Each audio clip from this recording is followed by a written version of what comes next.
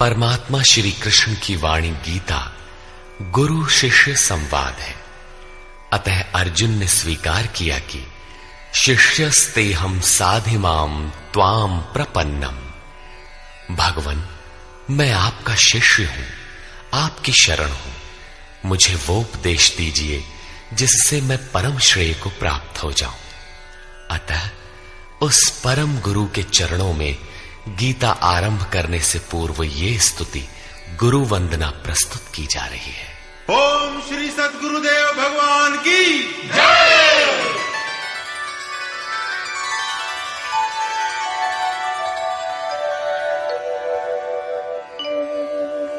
जय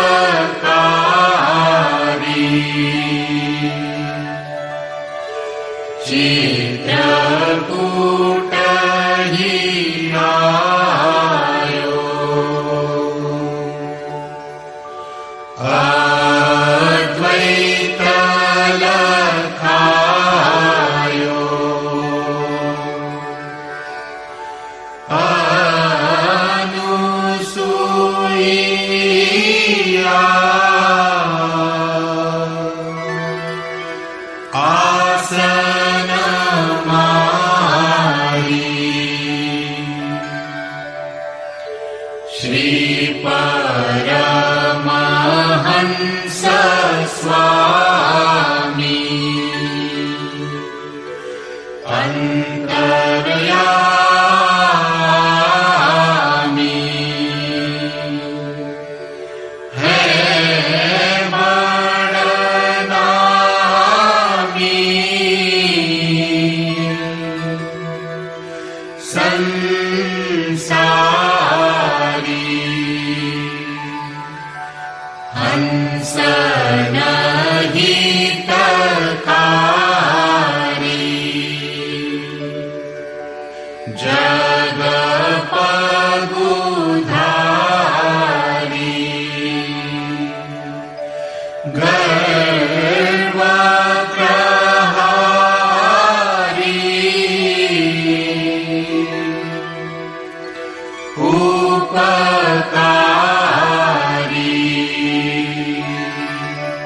सतपंथ चलायो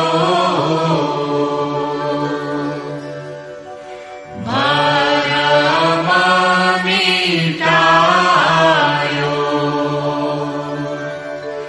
रूप लखायो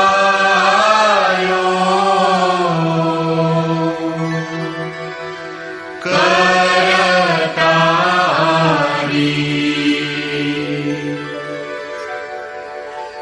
यह शिष्य है तेरो करतनी हो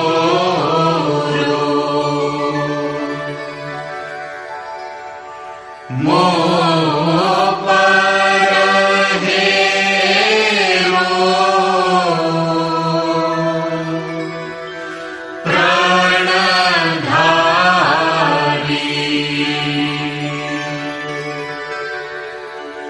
जय सद्गुरुदेवं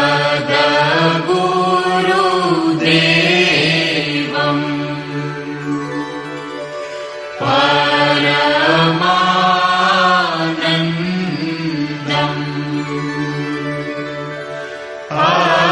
अमर शरीरम्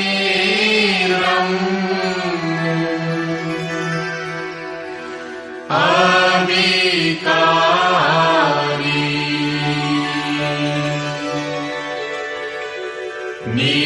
निरगुण निरमूलम्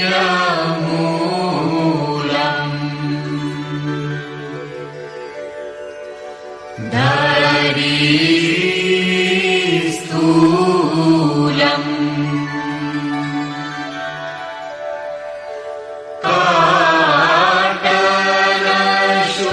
काटलशूलम् भवभारी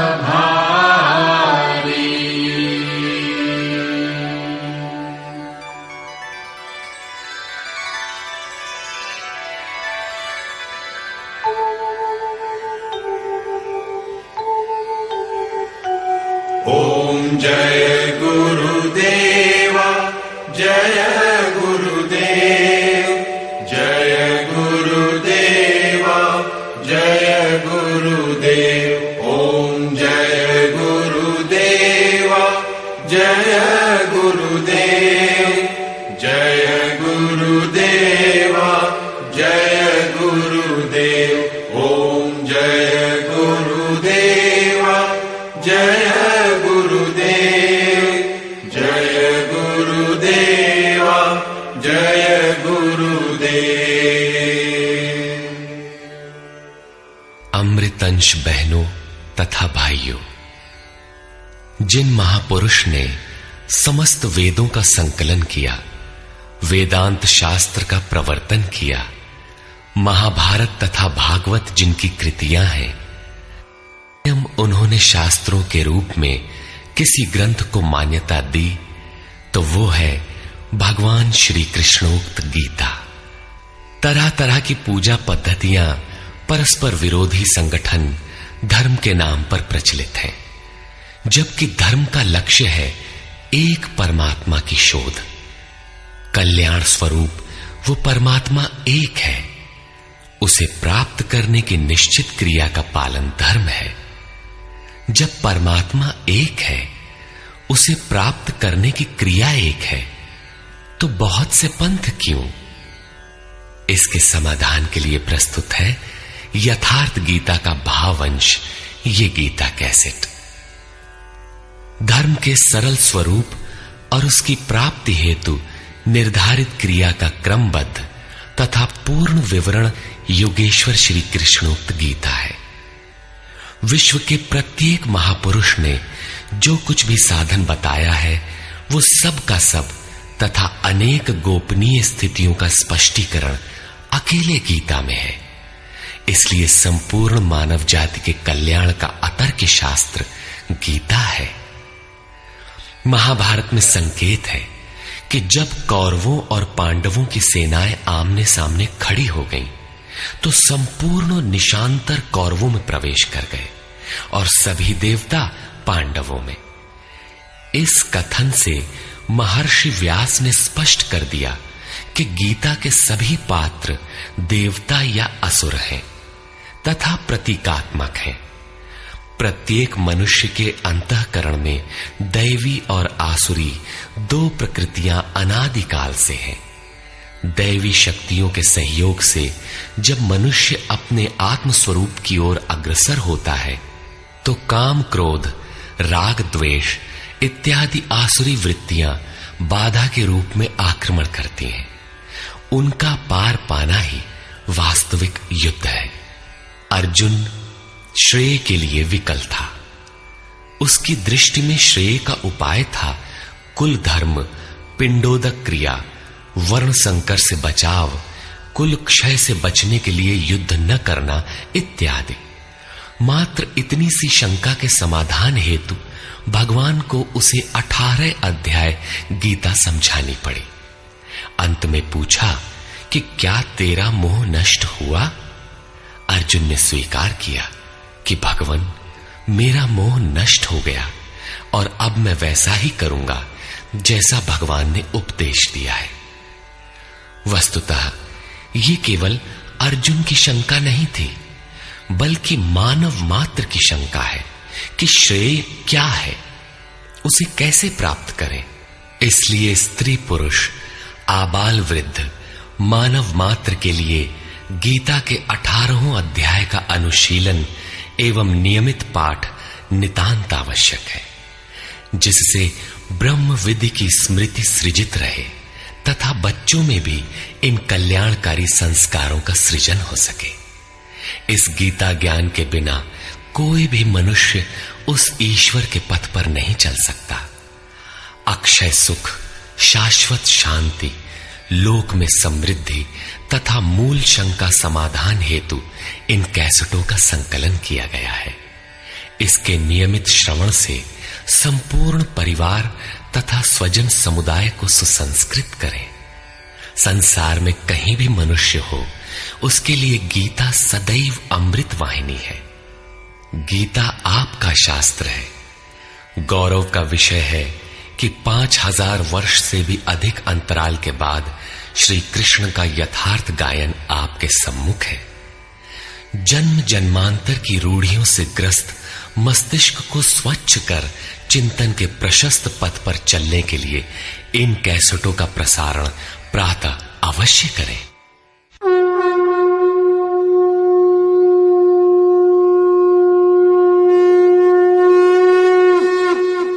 ओम श्री परमात्मने नमः। यथार्थ गीता, श्रीमद् भगवत गीता, अथ प्रथमो अध्यायः।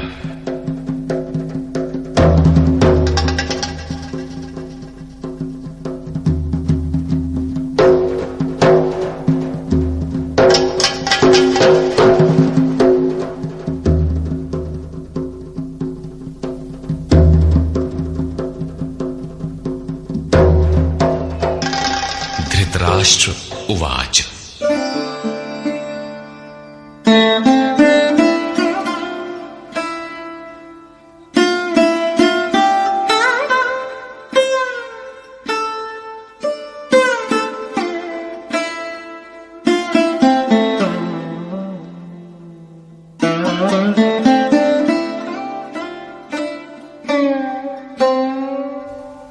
धर्मक्षेत्रे कुरुक्षेत्रे समवेता युयुत्सवः मामकाः पाण्डवाश्चैव किमकुर्वत संजय।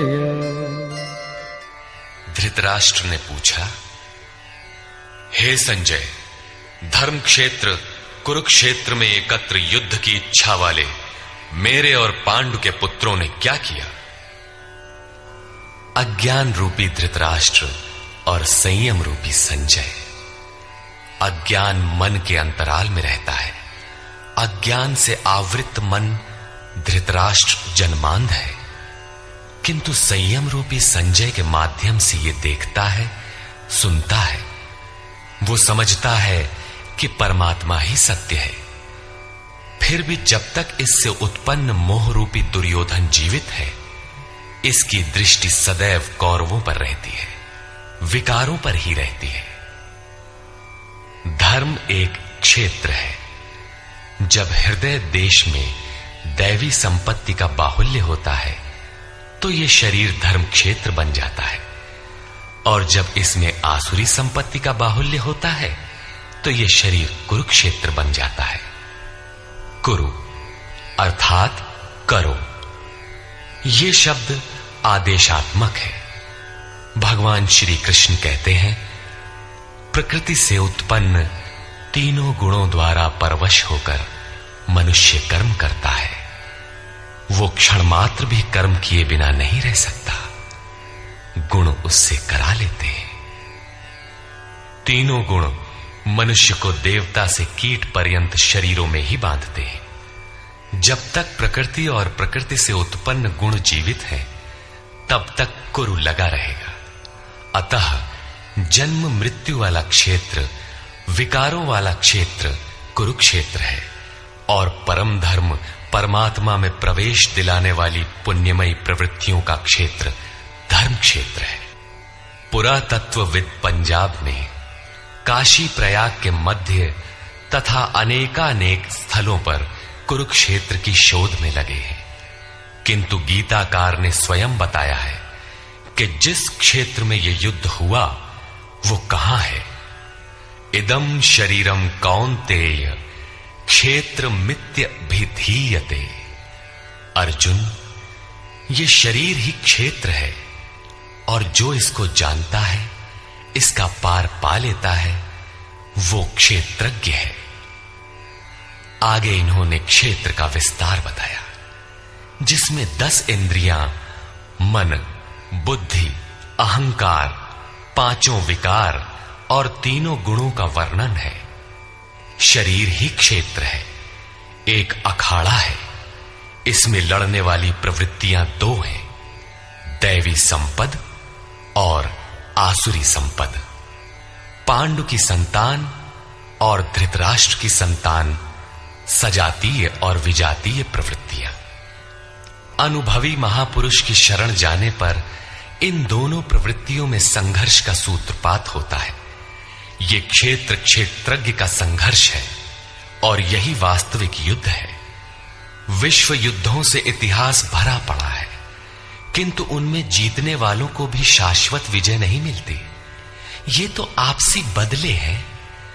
प्रकृति का सर्वथा शमन करके प्रकृति से परे की सत्ता का दिग्दर्शन करना और उसमें प्रवेश पाना ही वास्तविक विजय है।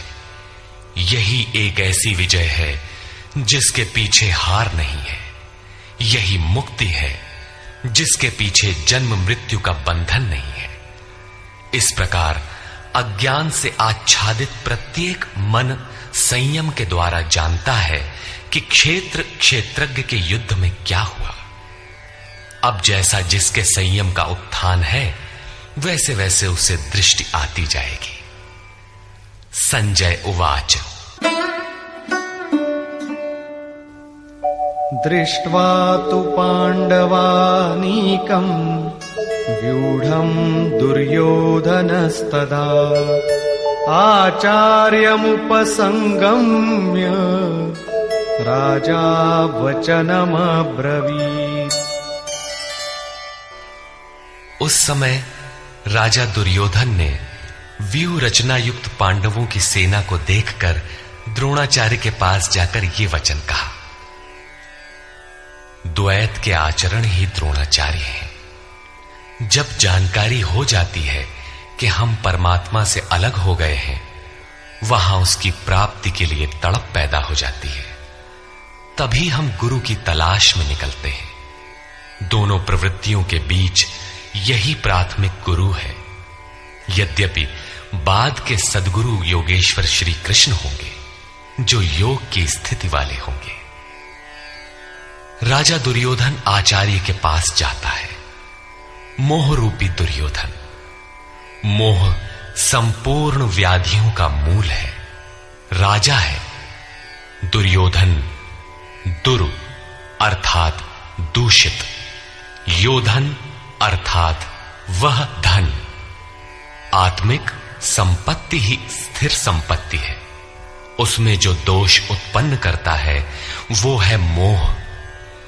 ये प्रकृति की ओर खींचता है और वास्तविक जानकारी के लिए प्रेरणा भी प्रदान करता है।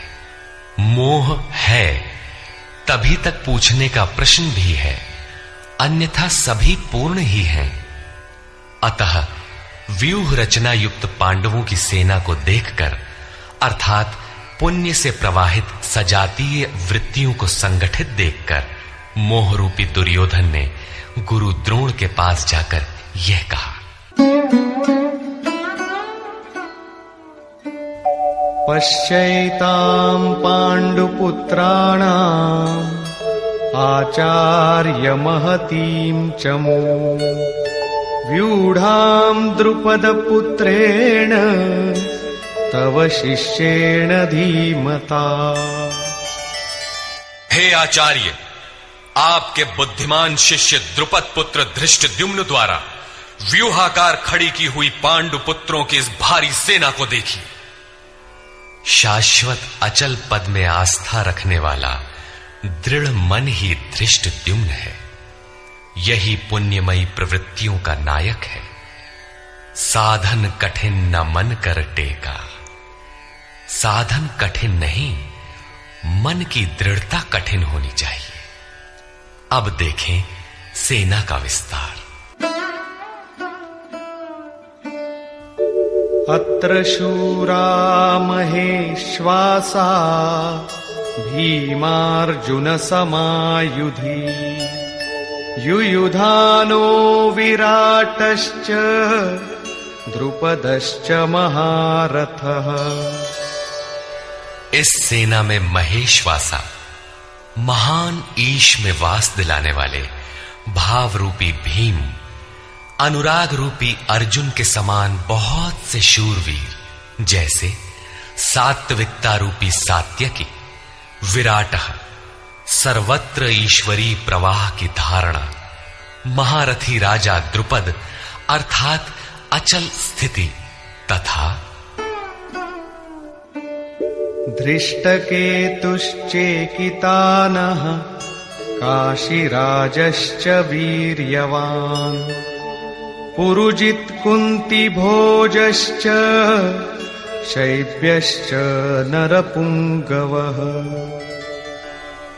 धृष्टकेतु दृढ़ कर्तव्य, चेकितानः जहां भी जाए वहां से चित्त को खींचकर इष्ट में स्थिर करना, काशीराजः काया रूपी काशी में ही वो साम्राज्य है, पुरुजित स्थूल सूक्ष्म और कारण शरीरों पर विजय दिलाने वाला पुरुजित, कुंती भोजः कर्तव्य से भव पर विजय, नरों में श्रेष्ठ शैव्य अर्थात सत्य व्यवहार। युधामन्युश्च विक्रान्तः उत्तमौजाश्च वीर्यवान् सौभद्रो द्रौपदेयाश्च सर्व एव महारथाः। और पराक्रमी युधामन्यु, युद्ध के अनुरूप मन की धारणा, उत्तमौजाः शुभ की मस्ती, सुभद्रा पुत्र अभिमन्यु। जब शुभ आधार आ जाता है तो मन भय से रहित हो जाता है। ऐसा शुभ आधार से उत्पन्न अभय मन, ध्यान रूपी द्रौपदी के पांचों पुत्र वात्सल्य, लावण्य, सौम्यता, स्थिरता, सहृदयता, सब के सब महारथी हैं। साधन पथ पर संपूर्ण योग्यता के साथ चलने की क्षमताएं हैं। इस प्रकार दुर्योधन ने पांडव पक्ष के 15-20 नाम गिनाए, जो दैवी संपद के महत्वपूर्ण अंग हैं। विजातीय प्रवृत्ति का राजा होते हुए भी मोह ही सजातीय प्रवृत्तियों को समझने के लिए बाध्य करता है। दुर्योधन अपना पक्ष संक्षेप में कहता है, यदि कोई बाह्य युद्ध होता तो अपनी फौज बढ़ा चढ़ा कर गिनाता, विकार कम गिनाए गए, क्योंकि उन पर विजय पाना है, वे नाशवान हैं।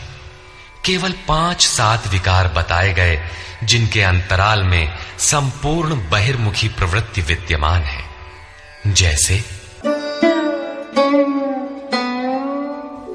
अस्माकं तु विशिष्टाये तान्निबोध द्विजोत्तम नायका मम सैन्यस्य संज्ञार्थं तान् ब्रवीमि ते। द्विजोत्तम, हमारे पक्ष में जो जो प्रधान हैं उन्हें भी आप समझ लें। आपको जानने के लिए मेरी सेना के जो नायक हैं उनको कहता हूं। बाह्य युद्ध में सेनापति के लिए द्विजोत्तम संबोधन असामयिक है। वस्तुतः गीता अंतःकरण की 2 प्रवृत्तियों का संघर्ष है, जिसमें द्वैत का आचरण ही द्रोण है। जब तक हम लेश मात्र भी आराध्य से अलग हैं, तब तक प्रकृति विद्यमान है, द्वैत बना है। इस द्वि पर जय पाने की प्रेरणा प्रथम गुरु द्रोणाचार्य से मिलती है। अधूरी शिक्षा ही पूर्ण जानकारी के लिए प्रेरणा प्रदान करती है। वो पूजा स्थली नहीं, वहां शौर्य सूचक संबोधन होना चाहिए। विजातीय प्रवृत्ति के नायक कौन कौन हैं?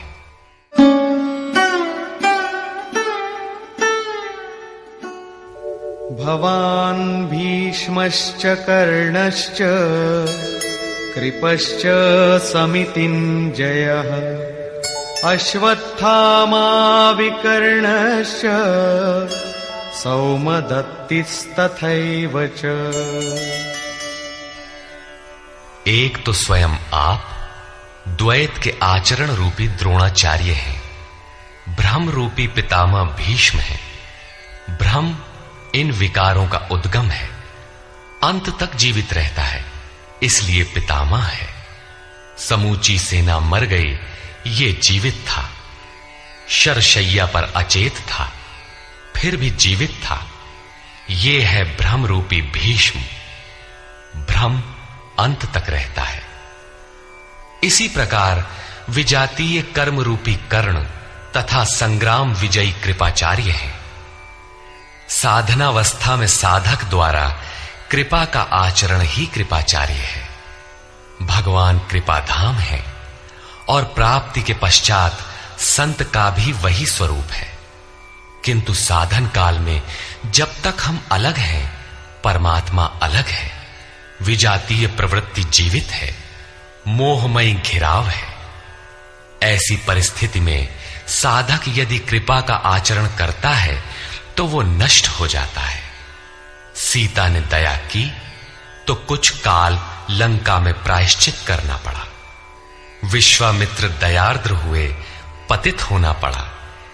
योग सूत्रकार महर्षि पतंजलि भी यही कहते हैं, ते समाधा वुपसर्गा व्युत्थाने सिद्धयः। व्युत्थान काल में सिद्धियां प्रकट होती हैं, वे वास्तव में सिद्धियां हैं, किंतु कैवल्य प्राप्ति के लिए उतनी ही बड़ी विघ्न है जितने काम, क्रोध, लोभ, मोह इत्यादि। गोस्वामी तुलसीदास का भी यही निर्णय है। माया अनेक विघ्न करती है, रिद्धियां प्रदान करती है, यहां तक कि सिद्ध बना देती है।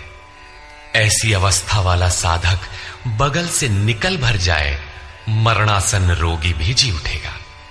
वो भले ठीक हो जाए, किंतु साधक उसे अपनी देन मान बैठे तो नष्ट हो जाएगा। एक रोगी के स्थान पर हजारों रोगी घेर लेंगे।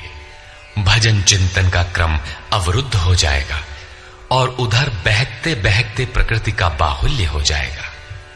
यदि लक्ष्य दूर है और साधक कृपा करता है तो कृपा का अकेला आचरण ही समितिंजय समूची सेना को जीत लेगा। इसलिए साधक को पूर्ति पर्यंत इससे सतर्क रहना चाहिए। दया बिनु संत कसाई, दया करी तो आफत आई। लेकिन अधूरी अवस्था में यह विजातीय प्रवृत्ति का दुर्धर्ष योद्धा है। इसी प्रकार आसक्ति रूपी अश्वत्थामा, विकल्प रूपी विकर्ण और भ्रममयी श्वास ही भूरिश्रवा है। ये सभी बहिर्मुखी प्रवाह के नायक हैं।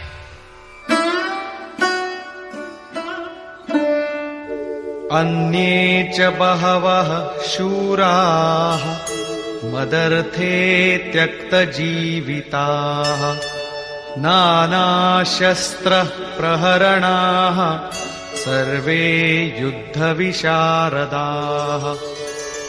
और भी बहुत से शूरवीर अनेक शस्त्रों से युक्त मेरे लिए जीवन की आशा को त्याग कर युद्ध में डटे हैं। सभी मेरे लिए प्राण त्यागने वाले हैं, किंतु उनकी कोई ठोस गणना नहीं है। अब कौन सी सेना किन भावों द्वारा सुरक्षित है, इस पर कहते हैं अपर्याप्तं तदस्माकं बलं भीष्माभिरक्षितम् पर्याप्तं त्विदमेतेषां बलं भीमाभिरक्षितम्। भीष्म द्वारा रक्षित हमारी सेना सब प्रकार से अजेय है और भीम द्वारा रक्षित इन लोगों की सेना जीतने में सुगम है। पर्याप्त और अपर्याप्त जैसे श्लिष्ट शब्द का प्रयोग दुर्योधन की आशंका को व्यक्त करता है। अतः देखना है कि भीष्म कौन सी सत्ता है जिस पर कौरव निर्भर करते हैं, तथा भीम कौन सी सत्ता है जिस पर दैवी संपद संपूर्ण पांडव निर्भर है। दुर्योधन अपनी व्यवस्था देता है कि अयनेषु च सर्वेषु यथा भागमवस्थिताः भीष्ममेवाभिरक्षन्तु भवन्तः सर्व एव हि। इसलिए सब मोर्चों पर अपनी अपनी जगह स्थित रहते हुए आप लोग सबके सब भीष्म की ही सब ओर से रक्षा करें। यदि भीष्म है तो हम अजेय हैं, इसलिए आप पांडवों से न लड़कर केवल भीष्म की ही रक्षा करें। कैसा योद्धा है भीष्म, जो स्वयं अपनी रक्षा नहीं कर पा रहा है, कौरवों को उसकी रक्षा व्यवस्था करनी पड़ रही है। ये कोई बाह्य योद्धा नहीं, ब्रह्म ही भीष्म है। जब तक ब्रह्म जीवित है तब तक विजातीय प्रवृत्तियां कौरव अजेय हैं। अजेय का ये अर्थ नहीं कि जिसे जीता ही ना जा सके, बल्कि अजेय का अर्थ दुर्जय है, जिसे कठिनाई से जीता जा सकता हो। महा अजय संसार रिपु जीत सकई सो वीर। यदि भ्रम समाप्त हो जाए तो अविद्या अस्तित्वहीन हो जाए। मोह इत्यादि जो आंशिक रूप से बचे भी हैं, शीघ्र ही समाप्त हो जाएंगे। भीष्म की इच्छा मृत्यु थी। इच्छा ही भ्रम है। इच्छा का अंत और भ्रम का मिटना एक ही बात है।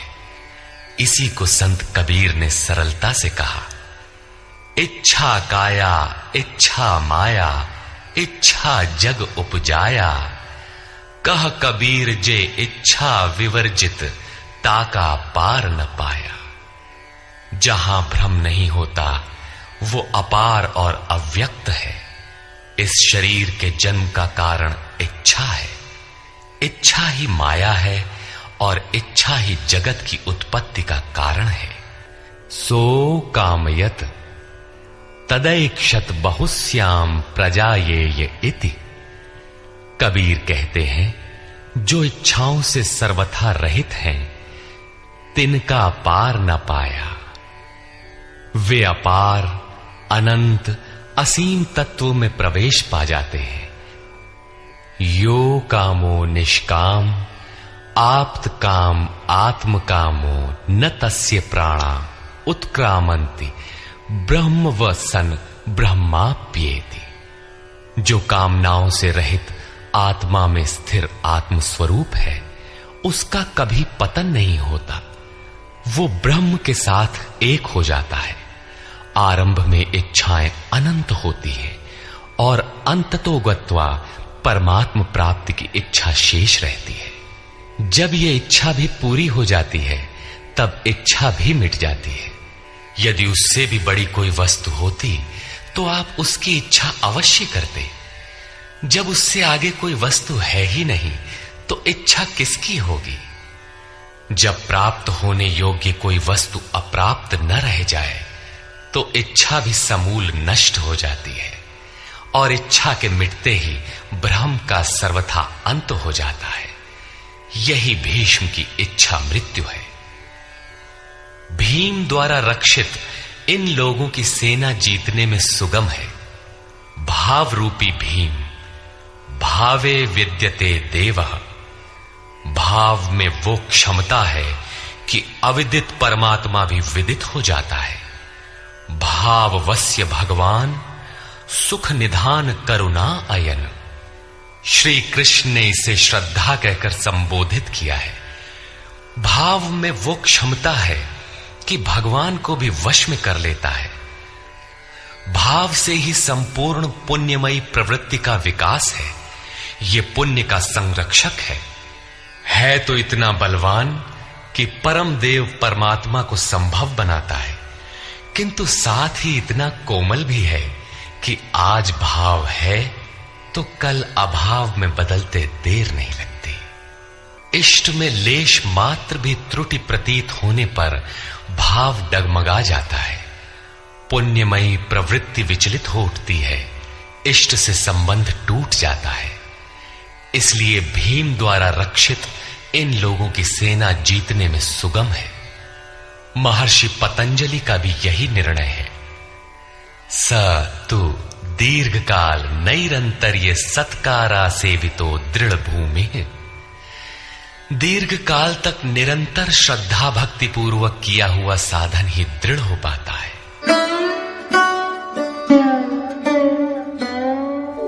तस्य संजनयन् हर्षं कुरु वृद्धः पितामहः। सिंहनादं विनद्योच्चैः शंखं दध्मौ प्रतापवान्। इस प्रकार अपने बलाबल का निर्णय लेकर शंख ध्वनि हुई। शंख ध्वनि पात्रों के पराक्रम की घोषणा है कि जीतने पर कौन सा पात्र आपको क्या देगा। कौरवों में वृद्ध प्रतापवान पितामह भीष्म ने उस दुर्योधन के हृदय में हर्ष उत्पन्न करते हुए उच्च स्वर से सिंहनाद के समान भयप्रद शंख बजाया। सिंह प्रकृति से भयावह पहलू का प्रतीक है। घोर जंगल के नीरव एकांत में शेर की दहाड़ कान में पड़ जाए तो रोंगटे खड़े हो जाएंगे, हृदय कांपने लगेगा। यद्यपि शेर आपसे मीलों दूर है। भय प्रकृति में होता है, परमात्मा में नहीं। वो तो अभय सत्ता है। ब्रह्म रूपी भीष्म यदि विजयी होता है तो प्रकृति के जिस भयारण्य में आप हैं उससे भी अधिक भय के आवरण में बांध देगा। भय की एक परत और बढ़ जाएगी, भय का आवरण घना हो उठेगा। ये भ्रम इसके अतिरिक्त और कुछ नहीं दे सकेगा। अतः प्रकृति से निवृत्ति ही गंतव्य का मार्ग है। संसार में प्रवृत्ति तो भवाटवी है, घोर अंधकार की छाया है। इसके आगे कौरवों की कोई घोषणा नहीं है। कौरवों की ओर से कई बाजे एक साथ बजे, किंतु कुल मिलाकर वे भी भय ही प्रदान करते हैं, इससे अधिक कुछ नहीं। प्रत्येक विकार कुछ न कुछ भय तो देता ही है। इसलिए उन्होंने भी घोषणा की, ततः शंखाश्च भैर्यश्च पणवानक गोमुखाः सहसैवाभ्यहन्यन्त सशब्दस्तु मूलोऽभवत्। तदनंतर अनेक शंख, नगारे, ढोल और नरसिंहादि बाजे एक साथ ही बजे। उनका शब्द भी बड़ा भयंकर हुआ। भय का संचार करने के अतिरिक्त कौरवों की कोई घोषणा नहीं है। बहिर्मुखी विजातीय प्रवृत्ति सफल होने पर मोहमय बंधन और घना कर देती है। अब पुण्यमयी प्रवृत्तियों की ओर से घोषणाएं हुई, जिनमें पहली घोषणा योगेश्वर श्री कृष्ण की है।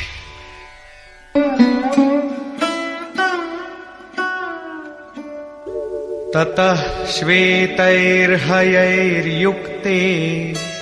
महती स्यन्दने स्थितौ माधव पाण्डवश्चैव दिव्यौ शंखौ प्रदध्मतु। इसके उपरांत श्वेत घोड़ों से युक्त, जिनमें लेश मात्र कालिमा दोष नहीं है, श्वेत सात्विक निर्मलता का प्रतीक है। महति स्यन्दने, महान रथ पर बैठे हुए योगेश्वर श्री कृष्ण और अर्जुन ने भी अलौकिक शंख बजाए। अलौकिक का अर्थ है लोकों से परे। मृत्युलोक, देवलोक, ब्रह्मलोक, जहां तक जन्म मरण का भय है, उन समस्त लोकों से परे पारलौकिक, पारमार्थिक स्थिति प्रदान करने की घोषणा योगेश्वर श्री कृष्ण की है। सोने चांदी काठ का रथ नहीं, रथ अलौकिक, शंख अलौकिक, अतः घोषणा भी अलौकिक ही है। लोकों से परे एकमात्र ब्रह्म है, सीधा उससे संपर्क स्थापित कराने की घोषणा है। वे कैसे ये स्थिति प्रदान करेंगे?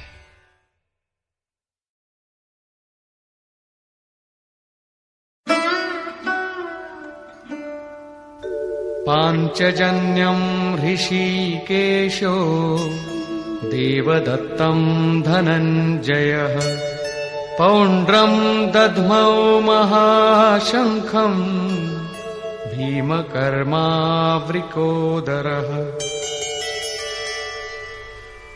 ऋषिकेशः, जो हृदय के सर्वस्व ज्ञाता है, उन कृष्ण ने 5 जन्य शंख बजाया। पांचों ज्ञानेंद्रियों को पंच तन्मात्राओं शब्द, स्पर्श, रूप, रस, गंध के रसों से समेटकर अपने जन भक्त की श्रेणी में ढालने की घोषणा की। विकराल रूप से बहकती हुई इंद्रियों को समेटकर उन्हें अपने सेवक की श्रेणी में खड़ा कर देना हृदय से प्रेरक सद्गुरु की देन है। श्री कृष्ण एक योगेश्वर सद्गुरु थे। शिष्यस्तेहम्, भगवन मैं आपका शिष्य हूं। बाह्य विषय वस्तुओं को छोड़कर ध्यान में इष्ट के अतिरिक्त दूसरा न देखें, दूसरा न सुने, न दूसरे का स्पर्श करें। ये सद्गुरु के अनुभव संचार पर निर्भर करता है। देवदत्तम धनंजयः, दैवी संपत्ति को अधीन करने वाला अनुराग ही अर्जुन है।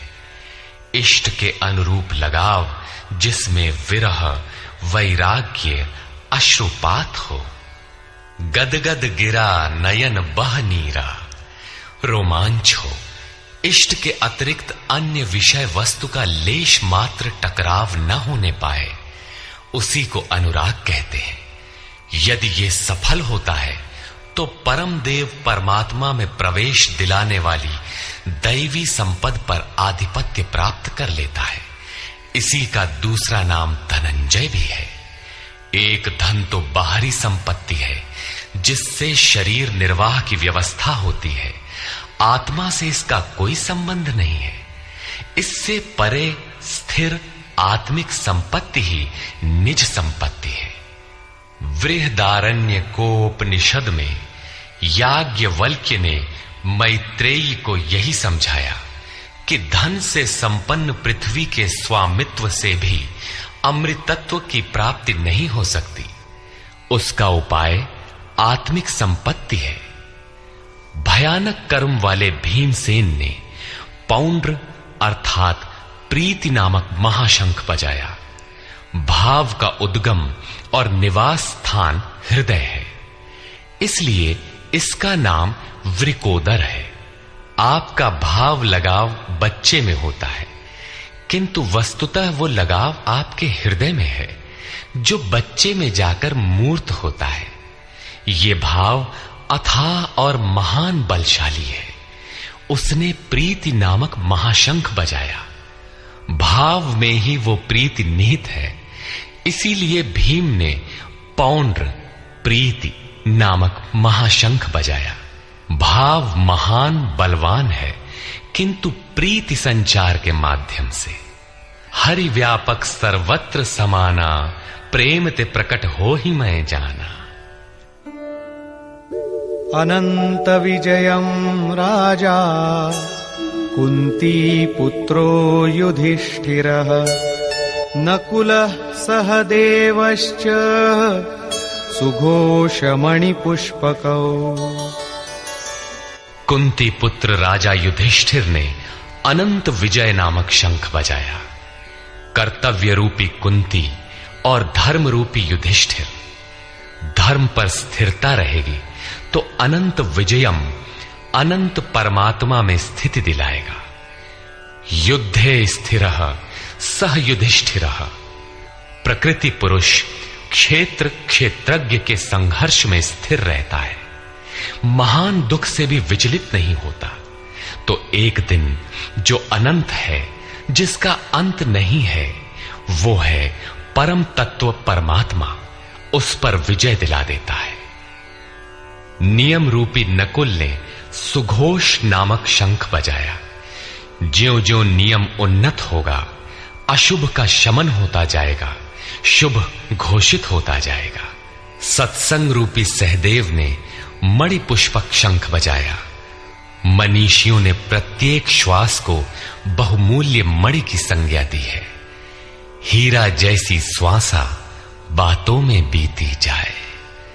एक सत्संग तो वो है जो आप सत्पुरुषों की वाणी से सुनते हैं, किंतु यथार्थ सत्संग आंतरिक है। श्री कृष्ण के अनुसार आत्मा ही सत्य है, सनातन है। चित्त सब ओर से सिमटकर आत्मा की संगत करने लगे, यही वास्तविक सत्संग है। ये सत्संग चिंतन, ध्यान और समाधि के अभ्यास से संपन्न होता है। ज्यों-ज्यों सत्य के सान्निध्य में सुरत टिकती जाएगी, त्यों-त्यों एक एक श्वास पर नियंत्रण मिलता जाएगा। मन सहित इंद्रियों का निरोध होता जाएगा। जिस दिन सर्वथा निरोध होगा, वस्तु प्राप्त हो जाएगी। वाद्य यंत्रों की तरह चित्त का आत्मा के स्वर में स्वर मिलाकर संगत करना ही सत्संग है। बाह्य मणि कठोर है, किंतु श्वास मणि पुष्प से भी कोमल है। पुष्प तो विकसित होने या टूटने पर कुम्हलाता है, किंतु आप अगले श्वास तक जीवित रहने की गारंटी नहीं दे सकते। किंतु सत्संग सफल होने पर प्रत्येक श्वास पर नियंत्रण दिलाकर परम लक्ष्य की प्राप्ति करा देता है। इसके आगे पांडवों की कोई घोषणा नहीं है, किंतु प्रत्येक साधन कुछ न कुछ निर्मलता के पथ में दूरी तय करता है। आगे कहते हैं,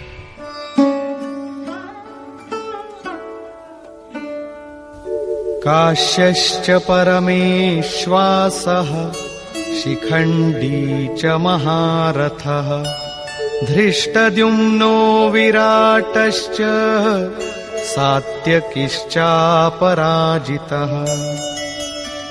काया रूपी काशी।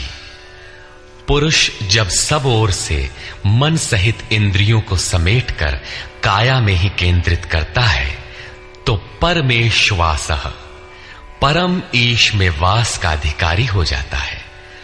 परम ईश में वास दिलाने में सक्षम काया ही काशी है। काया में ही परम ईश का निवास है। परमेश्वास का अर्थ श्रेष्ठ धनुष वाला नहीं, बल्कि परम धन ईश धन वास है। शिखा सूत्र का त्याग ही शिखंडी है। आजकल लोग सिर के बाल कटा लेते हैं और सूत्र के नाम पर गले की जनेऊ हटा लेते हैं, अग्नि जलाना छोड़ देते हैं। हो गया सन्यास उनका। नहीं, वस्तुतः शिखा लक्ष्य का प्रतीक है जिसे आपको पाना है, और सूत्र है संस्कारों का। जब तक आगे परमात्मा को पाना शेष है, पीछे संस्कारों का सूत्रपात लगा हुआ है, तब तक त्याग कैसा, सन्यास कैसा? अभी तो चलने वाले पथिक हैं। जब प्राप्तव्य प्राप्त हो जाए, पीछे लगे हुए संस्कारों की डोर कट जाए, ऐसी अवस्था में ब्रह्म सर्वथा शांत हो जाता है। इसलिए शिखंडी ही ब्रह्म रूपी भीष्म का विनाश करता है। शिखंडी चिंतन पथ की विशिष्ट योग्यता है, महारथी है।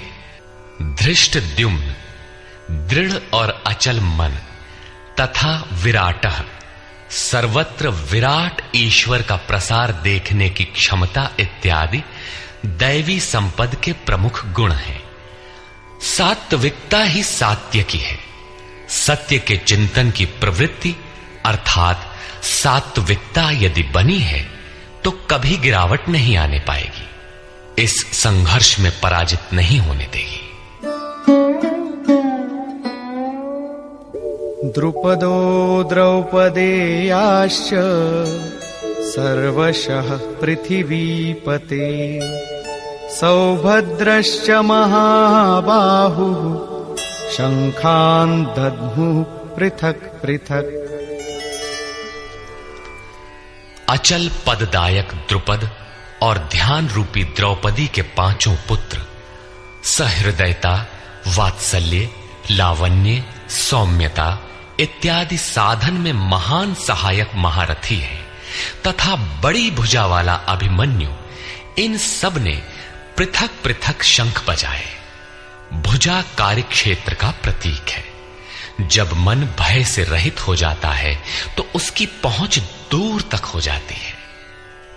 हे राजन, इन सब ने अलग अलग शंख बजाए, कुछ न कुछ दूरी सभी तय कराते हैं। इनका पालन आवश्यक है, इसलिए इनके नाम गिनाए। इसके अतिरिक्त कुछ दूरी ऐसी भी है जो मन बुद्धि से परे है। भगवान स्वयं ही अंतःकरण में विराज कर तय कराते हैं। इधर दृष्टि बनकर आत्मा से खड़े हो जाते हैं और सामने स्वयं खड़ा होकर अपना परिचय करा लेते हैं। सघोषोधार्तराष्ट्राणाम् हृदयानि व्यदारयत् नभश्च पृथिवीं चैव तुमुलो व्यनुनादयन्। उस घोर शब्द ने आकाश और पृथ्वी को भी शब्दायमान करते हुए धृतराष्ट्र पुत्रों के हृदय विदीर्ण कर दिए। सेना तो पांडवों की ओर भी थी, किंतु हृदय विदीर्ण हुए धृतराष्ट्र पुत्रों के। वस्तुतः पांचजन्य दैवी शक्ति पर आधिपत्य, अनंत पर विजय, अशुभ का शमन और शुभ की घोषणा धारावाही होने लगे तो कुरुक्षेत्र आसुरी संपद, बहिर्मुखी प्रवृत्तियों का हृदय विदीर्ण हो जाएगा। उनका बल शनैः शनैः क्षीण होने लगता है। सर्वथा सफलता मिलने पर मोहमयी प्रवृत्तियां सर्वथा शांत हो जाती हैं।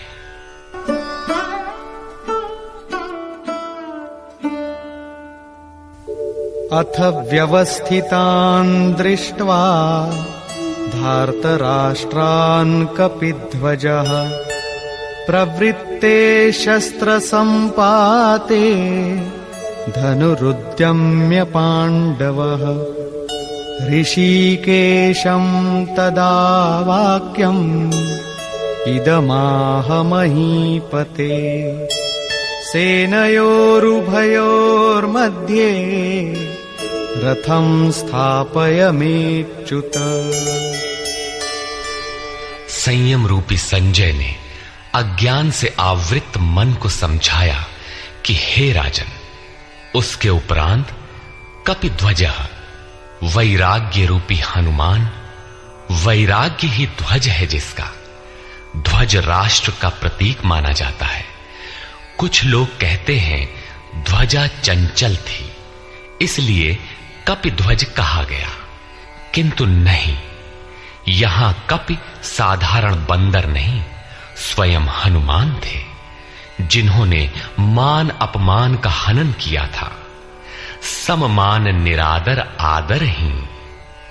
प्रकृति की देखी सुनी वस्तुओं से, विषयों से राग का त्याग ही वैराग्य है। अतः वैराग्य ही जिसकी ध्वजा है, उस अर्जुन ने व्यवस्थित रूप से धृतराष्ट्र पुत्रों को खड़े देखकर शस्त्र चलने की तैयारी के समय धनुष उठाकर ऋषिकेशम, जो हृदय के सर्वस्व ज्ञाता है, उन योगेश्वर श्री कृष्ण से ये वचन कहा, हे अच्युत, जो कभी च्युत नहीं होता, मेरे रथ को दोनों सेनाओं के बीच खड़ा करिए। यहां सारथी को दिया गया आदेश नहीं, इष्ट सदगुरु से की गई प्रार्थना है, किस लिए खड़ा करें?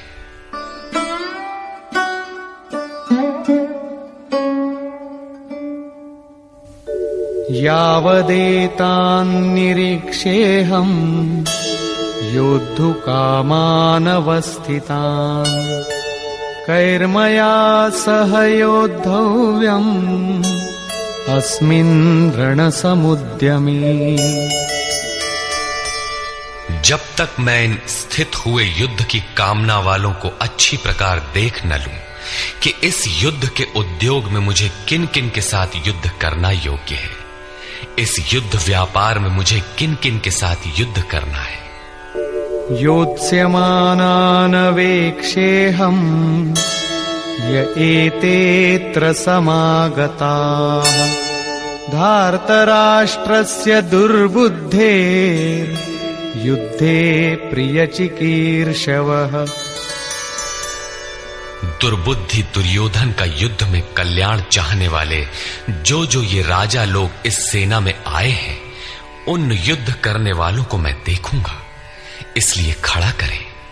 मोह रूपी दुर्योधन, मोहमयी प्रवृत्तियों का कल्याण चाहने वाले जो राजा इस युद्ध में आए हैं, उनको मैं देख लूं। संजय उवाच।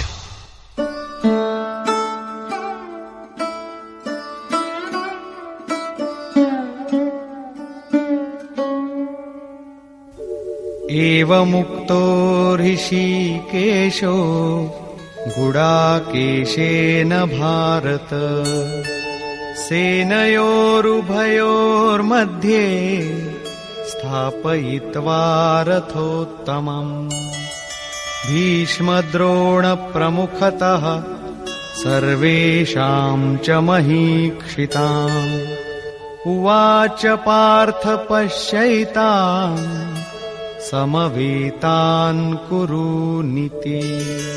संजय बोला, निद्राजयी अर्जुन द्वारा इस प्रकार कहे जाने पर हृदय के ज्ञाता श्री कृष्ण ने दोनों सेनाओं के बीच भीष्म, द्रोण और महीक्षिताम, शरीर रूपी पृथ्वी पर अधिकार जमाए हुए संपूर्ण राजाओं के बीच उत्तम रथ को खड़ा करके कहा कि पार्थ, इन इकट्ठे हुए कौरवों को देख, यहां उत्तम रथ सोने चांदी का रथ नहीं है। संसार में उत्तम की परिभाषा नश्वर शरीर के प्रति अनुकूलता प्रतिकूलता से की जाती है। ये परिभाषा अपूर्ण है। जो हमारे आत्मा, हमारे स्वरूप का सदैव साथ दे, वही उत्तम है, जिसके पीछे अनुत्तम मलिनता न हो। तत्रापश्यत् स्थितान् पार्थः पितॄनथ पितामहान् आचार्यान् मातुलान् भ्रातॄन् पुत्रान् पौत्रान् सखींस्तथा श्वशुरान् सुहृदश्चैव सेनयोरुभयोरपि। इसके उपरांत अचूक लक्ष्य वाले पार्थिव शरीर को रथ बनाने वाले पार्थ ने उन दोनों सेनाओं में स्थित पिता के भाइयों को, पितामहों को, आचार्यों को, मामाओं को, भाइयों को, पुत्रों को, पौत्रों को, मित्रों को, श्वसुरों को और सुहृदों को देखा। दोनों सेनाओं में अर्जुन को केवल अपना परिवार, मामा का परिवार, ससुराल का परिवार, सुहृद और गुरुजन दिखाई पड़े। प्रचलित गणना के अनुसार 18 अक्षौहिणी 2.5-3 अरब के लगभग होता है, जो आज के विश्व की जनसंख्या के समकक्ष है। इतने मात्र के लिए यदा कदा विश्व स्तर पर आवास, खाद्य समस्या बन जाती है। इतना बड़ा जन समूह अर्जुन के 3-4 रिश्तेदारों का परिवार मात्र था। क्या इतना बड़ा भी किसी का परिवार होता है?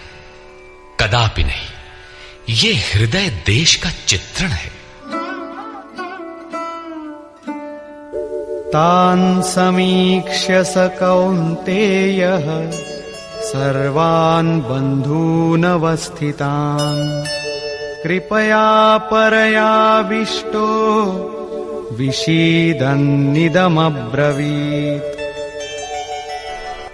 इस प्रकार खड़े हुए उन संपूर्ण बंधुओं को देखकर अत्यंत करुणा से आवृत वो कुंती पुत्र अर्जुन शोक करता हुआ बोला। अर्जुन उवाच।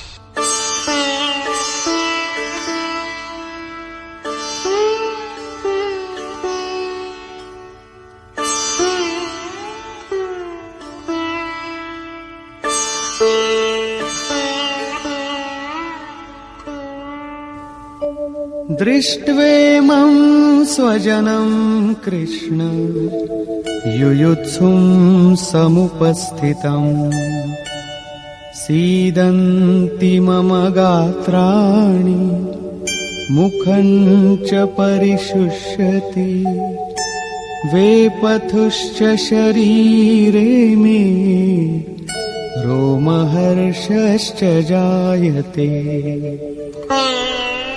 हे कृष्ण, इस युद्ध की इच्छा वाले खड़े हुए स्वजन समुदाय को देखकर मेरे अंग शिथिल हुए जाते हैं, मुख सूखा जाता है और मेरे शरीर में कंप तथा रोमांच हो रहा है। इतना ही नहीं, गांडीवं स्रंसते हस्तात् त्वक्चैव परिदह्यते न च शक्नोम्यवस्थातुम् भ्रमतीव च मे मनः। हाथ से गांडीव गिरता है, त्वचा भी जल रही है। अर्जुन को ज्वर सा हो आया, संतप्त हो उठा कि ये कैसा युद्ध है जिसमें स्वजन ही खड़े हैं।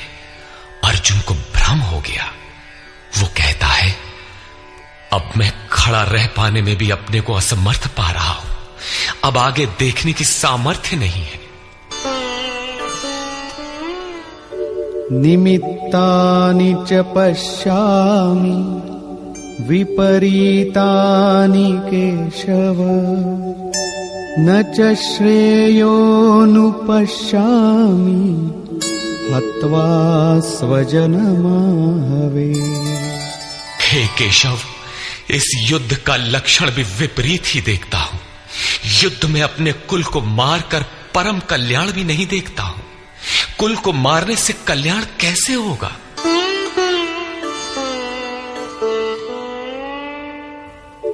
न कांक्षे विजयं कृष्ण न च राज्यं सुखानि च किन्नो राज्येन गोविन्द किं भोगैर्जीवितेन वा।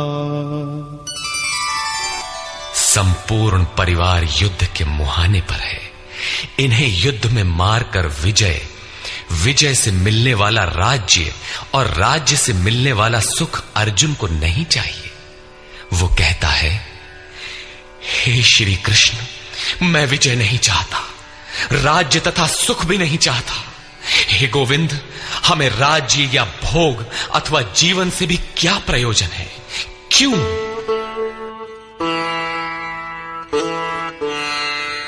येषामर्थे काङ्क्षितं नो राज्यं भोगाः सुखानि च तैमेव स्थिता युद्धे प्राणान् त्यक्त्वा धनानि च।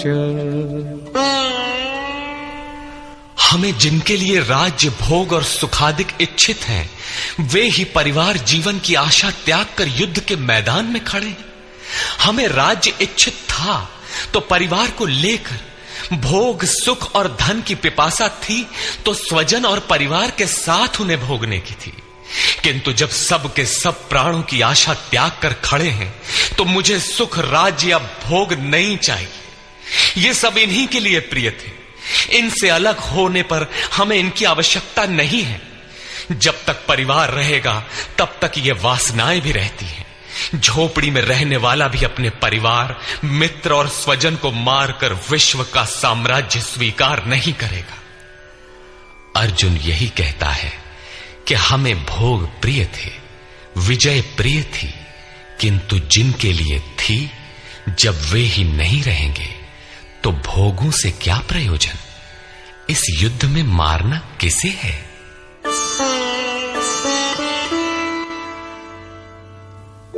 आचार्याः पितरः पुत्राः तथैव च पितामहाः मातुलाः श्वशुराः पौत्राः शालाः संबंधिनस्तथा। इस युद्ध में ताऊ, चाचे, लड़के और इसी प्रकार दादा, मामा, श्वसुर, पोते, साले तथा समस्त संबंधी ही हैं।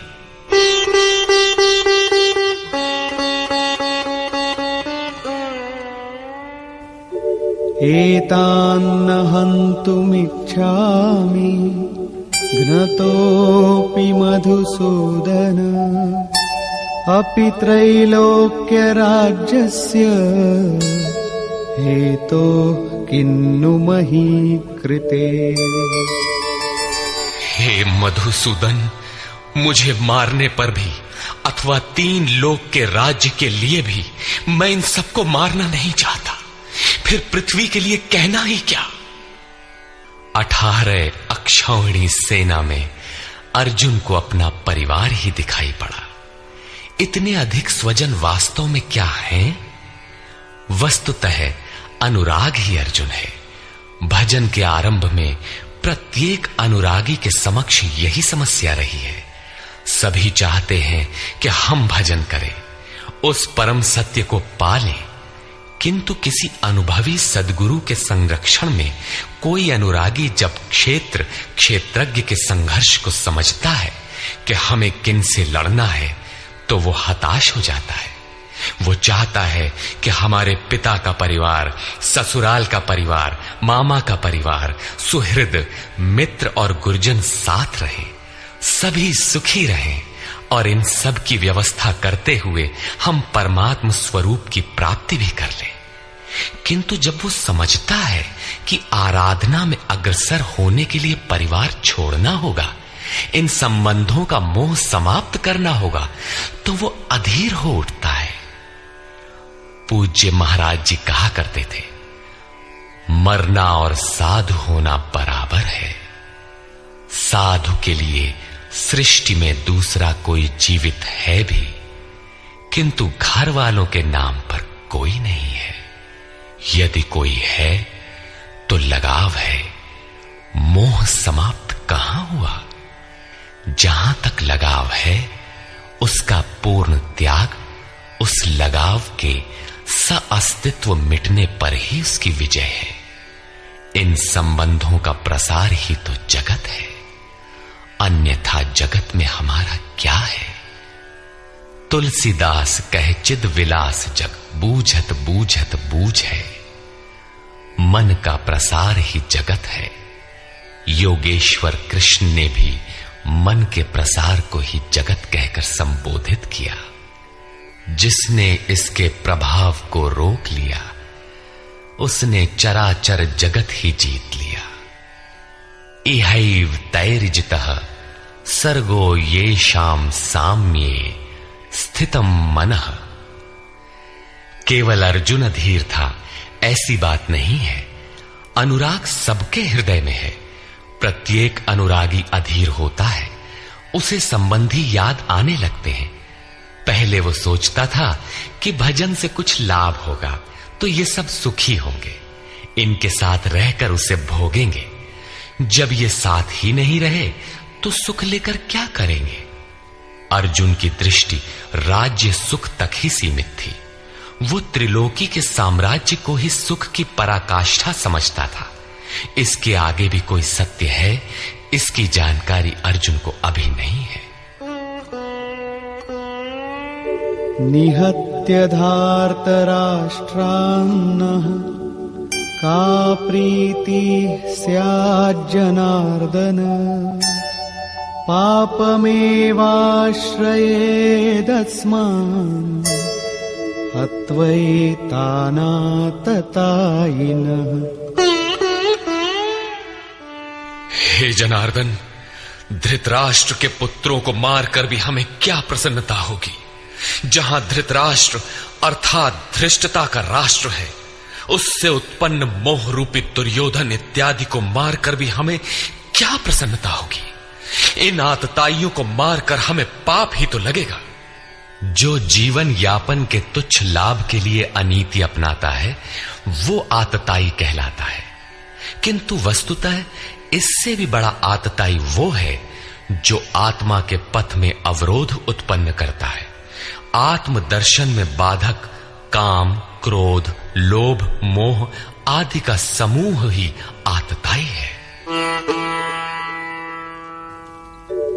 तस्मान्नार्हा वयं हन्तुं धार्तराष्ट्रान् स्वबान्धवान् स्वजनं हि कथं हत्वा सुखिनः स्याम माधव। इससे हे माधव, अपने बांधव धृतराष्ट्र के पुत्रों को मारने के लिए हम योग्य नहीं हैं। स्वबांधव कैसे? वे तो शत्रु थे ना। वस्तुतः शरीर के रिश्ते अज्ञान से उत्पन्न होते हैं। ये मामा है, ससुराल है, स्वजन समुदाय है, ये सब अज्ञान ही तो है। जब शरीर ही नश्वर है तब इसके रिश्ते ही कहां रहेंगे। मोह है तभी तक सुहृद है, हमारा परिवार है, हमारी दुनिया है। मोह नहीं तो कुछ भी नहीं। इसीलिए वे शत्रु भी अर्जुन को स्वजन दिखाई पड़े। वो कहता है कि अपने कुटुंब को मारकर हम कैसे सुखी होंगे। यदि अज्ञान और मोह न रहे तो कुटुंब का अस्तित्व न हो। ये अज्ञान ज्ञान का प्रेरक भी है। भर्तृहरि, तुलसी इत्यादि अनेक महानुभावों को वैराग्य की प्रेरणा पत्नी से मिली, तो कोई सौतेली मां के व्यवहार से खिन्न होकर वैराग्य पथ पर अग्रसर हुआ दिखाई देता है।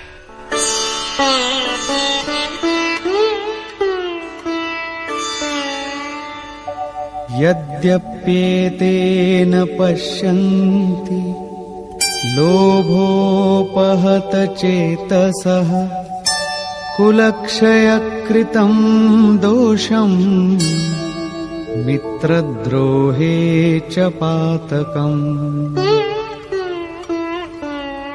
यद्यपि लोभ से भ्रष्ट चित्त हुए ये लोग कुल नाश के दोष और मित्र द्रोह के पाप को नहीं देखते हैं, ये उनकी कमी है। फिर भी कथं न ज्ञेयमस्माभिः पापादस्मान्निवर्तितुम् कुलक्षयकृतं दोषं प्रपश्यद्भिर्जनार्दन। हे जनार्दन, कुल नाश से होने वाले दोषों को जानने वाले हम लोगों को इस पाप से हटने के लिए क्यों नहीं विचार करना चाहिए। मैं ही पाप करता हूं ऐसी बात नहीं। आप भी भूल करने जा रहे हैं? कृष्ण पर भी आरोप लगाया। अभी वो समझ में अपने को कृष्ण से कम नहीं मानता। प्रत्येक नया साधक सद्गुरु की शरण जाने पर इसी प्रकार तर्क करता है और अपने को जानकारी में कम नहीं समझता। यही अर्जुन भी कहता है कि ये भले न समझें, किंतु हम आप तो समझदार हैं। कुल नाश के दोषों पर हमें विचार करना चाहिए। कुल नाश में दोष क्या है? कुलक्षये प्रणश्यन्ति कुलधर्माः सनातनाः धर्मे नष्टे कुलं कृत्स्नम् अधर्मोऽभिभवत्युत। कुल के नाश होने से सनातन कुल धर्म नष्ट हो जाते हैं। अर्जुन कुल धर्म कुलाचार को ही सनातन धर्म समझ रहा था। धर्म के नाश होने पर संपूर्ण कुल को पाप भी बहुत दबा लेता है। अधर्माभिभवात् कृष्ण प्रदुष्यन्ति कुलस्त्रियः स्त्रीषु दुष्टासु वार्ष्णेय जायते वर्णसंकरः। हे कृष्ण, पाप के अधिक बढ़ जाने से कुल की स्त्रियां दूषित हो जाती हैं। हे वार्ष्णेय, स्त्रियों के दूषित होने पर वर्ण संकर उत्पन्न होता है। अर्जुन की मान्यता थी कि कुल की स्त्रियों के दूषित होने से वर्ण संकर होता है, किंतु श्री कृष्ण ने इसका खंडन करते हुए आगे बताया कि मैं अथवा स्वरूप में स्थित महापुरुष यदि आराधना क्रम में भ्रम उत्पन्न कर दे तब वर्ण संकर होता है। वर्ण संकर के दोषों पर अर्जुन प्रकाश डालता है।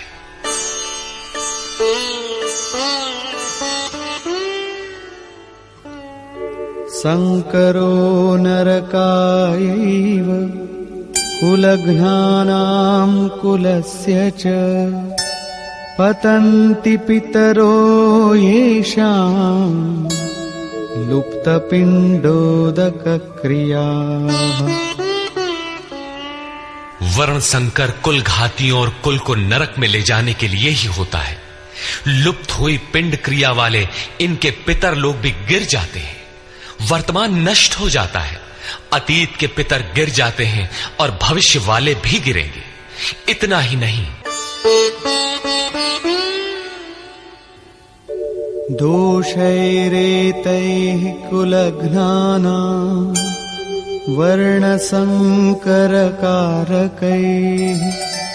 उत्साद्यन्ते जातिधर्माः कुलधर्माश्च शाश्वताः।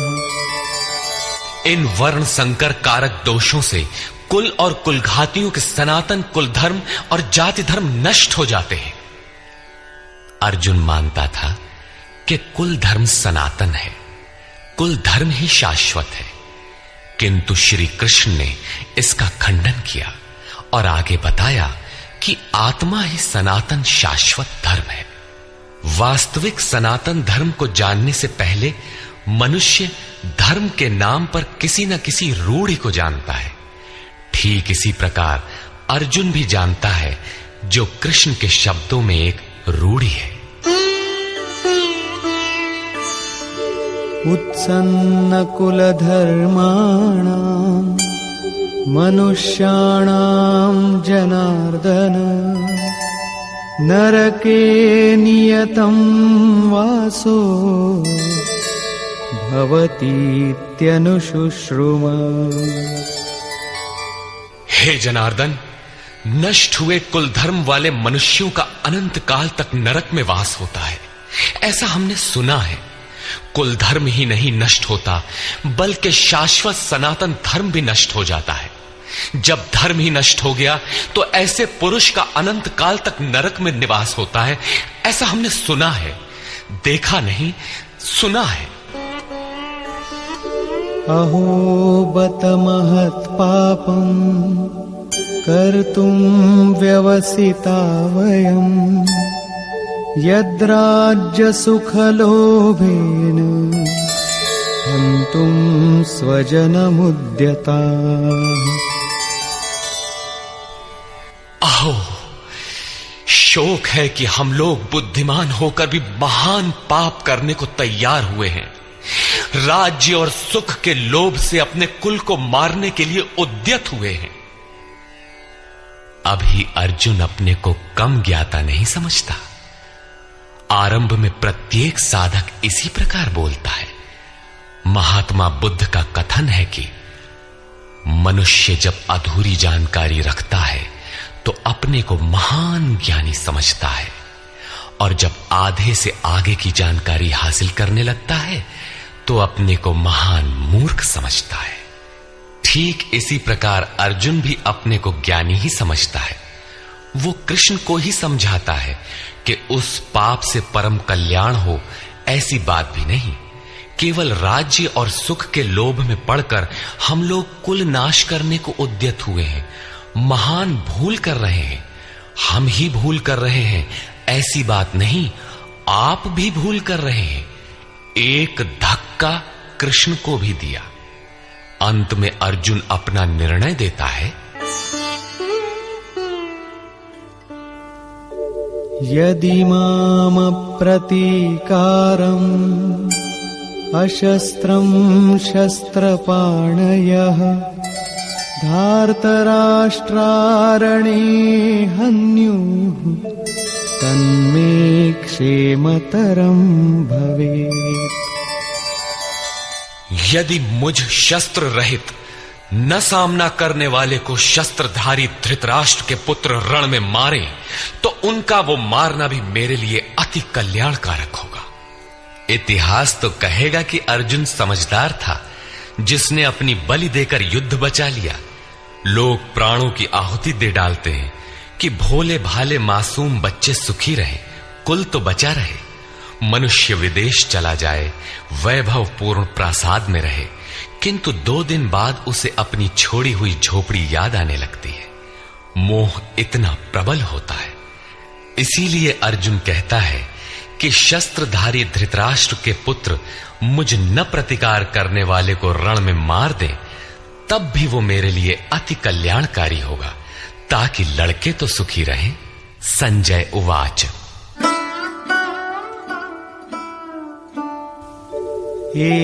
एवमुक्त्वार्जुनः संख्ये रथोपस्थ उपाविशत् विसृज्य सशरं चापं शोकसंविघ्नमानसः।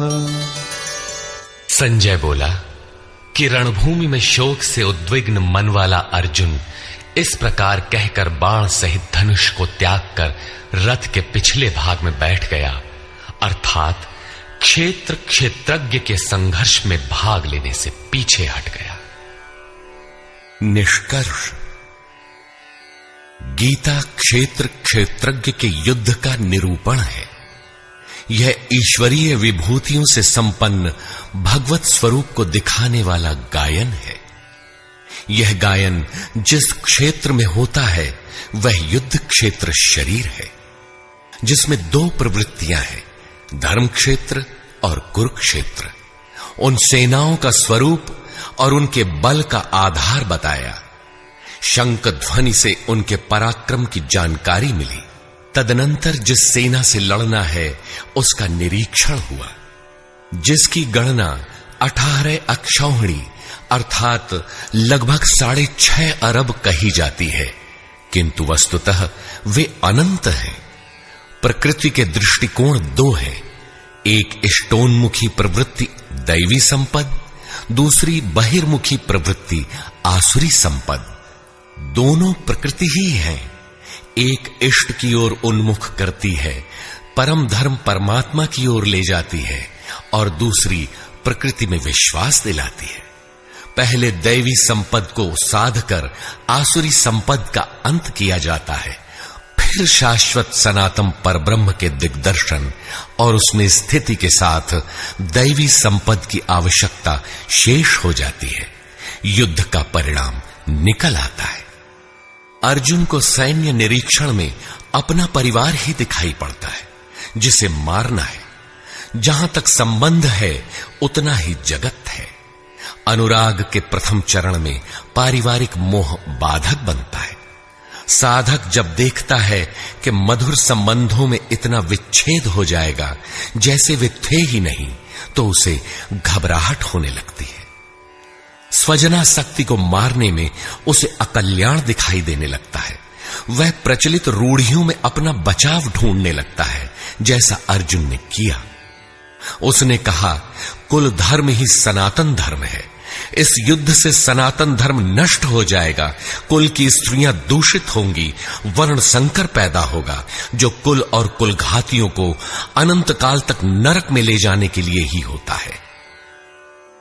अर्जुन अपनी समझ से सनातन धर्म की रक्षा के लिए विकल है।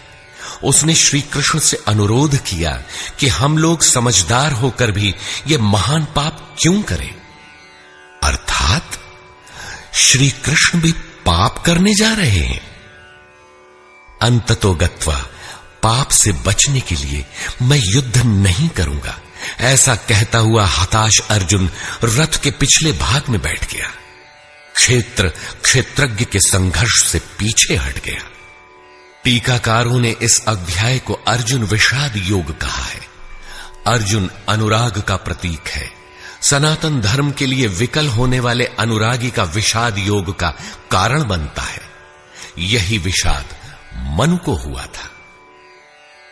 हृदय बहुत दुख लाग, जन्म गयऊ हरि भगति बिनु। संशय में पड़कर ही मनुष्य विषाद करता है। उसे संदेह था कि वर्ण संकर पैदा होगा जो नरक में ले जाएगा। सनातन धर्म के नष्ट होने का भी उसे विषाद था। अतः संशय विषाद योग का सामान्य नामकरण इस अध्याय के लिए उपयुक्त है।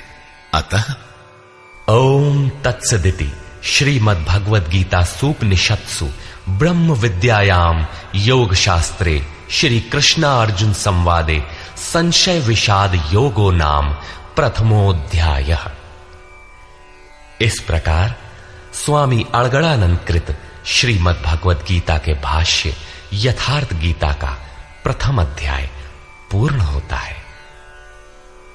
हरि ओम तत्सत।